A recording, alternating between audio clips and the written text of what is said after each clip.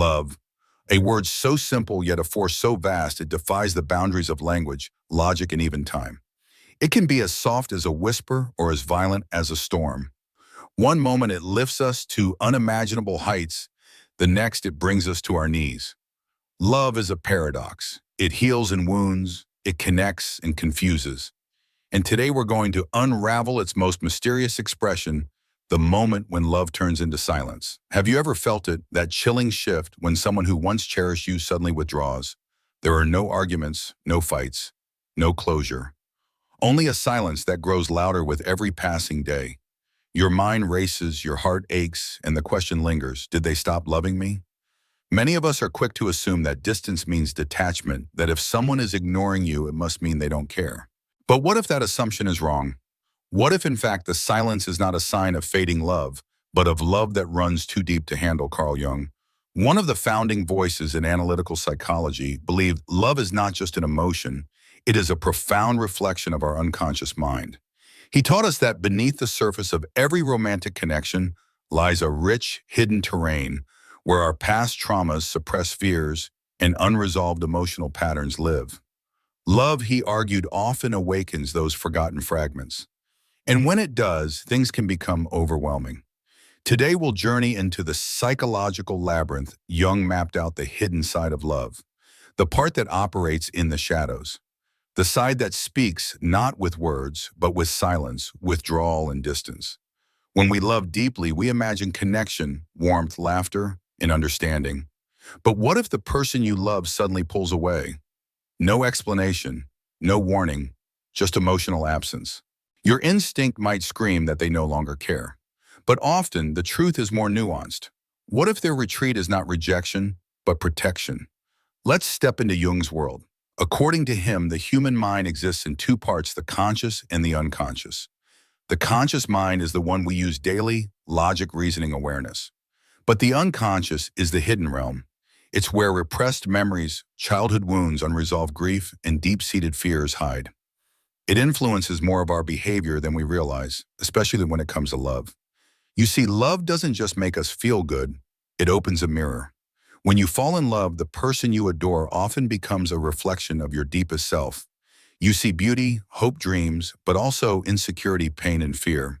And for many, this mirror is terrifying. They didn't expect to confront parts of themselves they thought were buried. Some people discover wounds they believed had healed. Others uncover fears they never knew existed. In that moment, a defense mechanism activates. It's not that they stop loving you, it's that their unconscious mind perceives love as a threat. Not because you are dangerous, but because being seen so deeply makes them vulnerable. And so to protect themselves, they retreat. They go quiet. They create distance. This phenomenon is more common than we think. It's not a conscious choice. It's not calculated. It's instinctual. Their psyche says this is too much, run. And so they do. Imagine this: someone who grew up with abandonment issues suddenly finds themselves deeply attached to you. The love is real, but so is the terror. Their unconscious mind starts whispering, what if this ends? What if they leave like everyone else? And just like that, they pull away, not because they don't love you, but because the love itself reactivates an old wound. Similarly, someone who fears loss of control might feel overwhelmed by the emotional chaos of love. Their unconscious cries, you're not safe, and so without explanation, they shut down. Here's the paradox. The more intense the love, the more intense the reaction. What feels like rejection might actually be a battle happening deep within them, a battle they may not even fully understand. So what should you do when someone you love starts ignoring you? Your first instinct might be to chase them, to plead for clarity, to fight for the connection. But often the harder you pull, the more they retreat.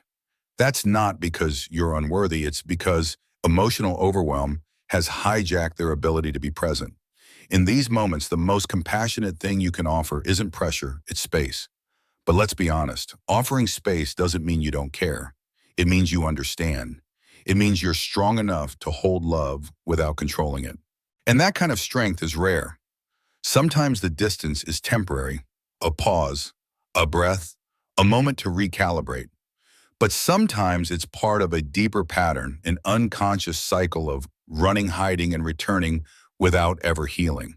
And here's the hard truth. Love can't grow in cycles of emotional disappearance. Jung reminds us that what you resist not only persists, but will grow in size. So if someone resists love because it awakens discomfort, that resistance will only repeat until it is faced. That's why the real question isn't, will they come back? The real question is, will they come back different? Will they come back ready to face themselves and to love not just you, but themselves more fully? And what if they never return? That silence, that absence, it's not the end. It's a teacher. Many of us confuse love with attachment. We think that if someone leaves, we've failed. But sometimes people enter our lives not to stay, but to open something within us. Their presence awakens a part of our soul. Their departure asks us to go deeper into ourselves. You might be mourning the loss of a person, but pause, are you mourning them or the fear of being alone? There's a difference. If someone touched your heart, stirred something real in your being, then their purpose was not in staying forever. It was in showing you what still needed healing. Here's one final truth most overlooked. The person who leaves doesn't always understand why they're leaving. Often, they're not running from you. They're running from the emotional intensity that love awakened within them. And they don't even realize it. This is why chasing them, demanding answers, trying to force clarity, it rarely works. They don't have the clarity to give. What they need is time. What you need is inner focus. The true question is, if they return, will it be with new awareness? Will they be able to sit with discomfort, to stay when things get real, to love with depth rather than fear? Not everyone can, but those who do, the ones who evolve, who face their inner shadows, those are the ones who can love truly and deeply. So if someone is drifting away, don't let your self-worth be determined by their ability to stay. Turn inward. Ask yourself, what is this moment trying to teach me? What part of me is being asked to grow? Jung once said, until you make the unconscious conscious, it will direct your life and you will call it fate. Love is not just a connection to another, it's a journey of self-discovery. Whether it lasts or fades, it always leaves us changed. If it's meant to be, love will return not to repeat the past, but to build something new, something conscious, something whole. Have you ever felt love vanish just when it felt most real? Share your story in the comments. If this message resonates with you, don't forget to like, subscribe, and share it with someone who needs to hear it. Because real love isn't about clinging, it's about becoming. And sometimes the ones who ignore us aren't running from us, but from the reflection our love holds up to their soul. Thank you for watching Cyphoria. See you in the next video.